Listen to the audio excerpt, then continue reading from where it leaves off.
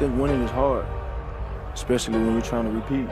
You know, everything was clear for us and what we wanted to accomplish this year, and we came up short. Back goes Purdy's looking, fires, complete touchdown. We're going to make enough plays. When it happens, we lose football games. The 49ers knock off the defending champ. You don't win a Super Bowl this season is disappointment.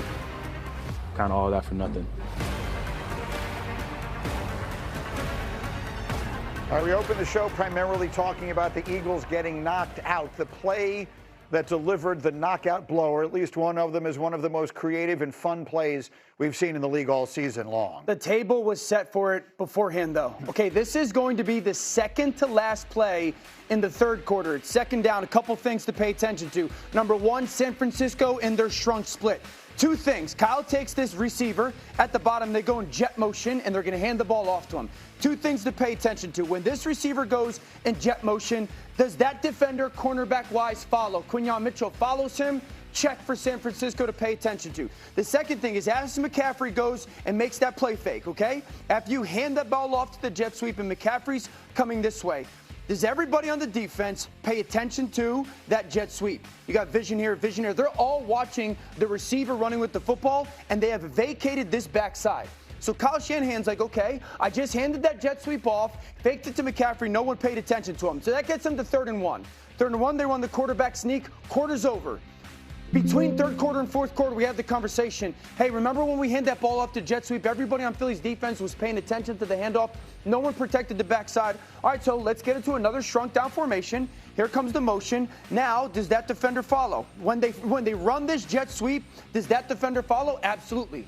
Okay, well, if they follow them, does that mean that the backside, after they do that, is it going to be paying attention to that handoff? Absolutely. Now, this backside defense is paying attention because the last time they did it, they handed it off. Is anybody left in the deep half of the field, the deep third of the field? Absolutely not.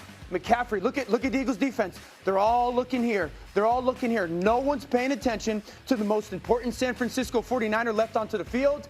Jennings fakes it. No one's deep third for the Philadelphia Eagles defense. It's a great throwing catch. This catch by Christian McCaffrey. A great catch. You can't find some of the best wide receivers in the NFL to make that catch, but Christian McCaffrey can.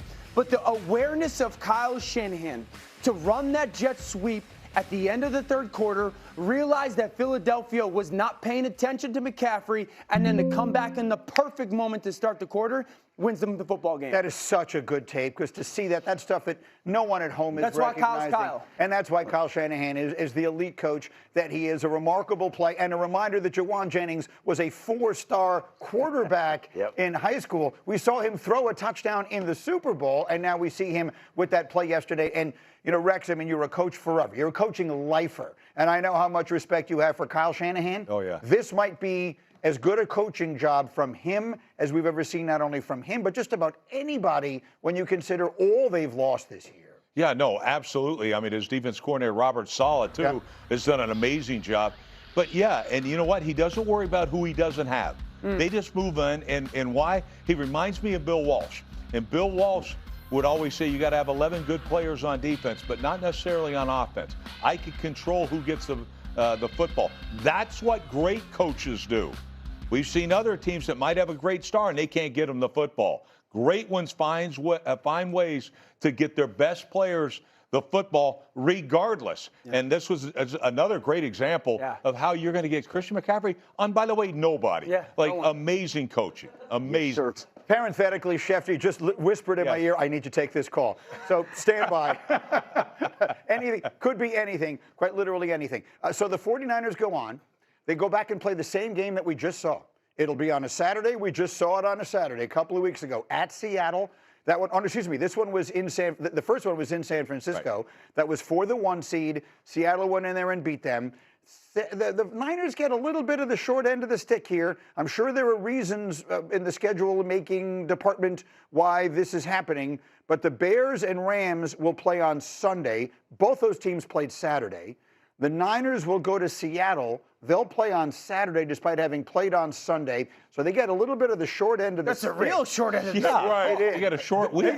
They got screwed. Let's just be frank about it. Okay, there you go. Enough. What he said. That's a nice way to say it. Yeah. But to me, at this point, why would we stop believing in them, right? I mean, there's nothing left to believe in. When George Kittle goes down in the second quarter, I thought to myself, like, they might as well just end the game now.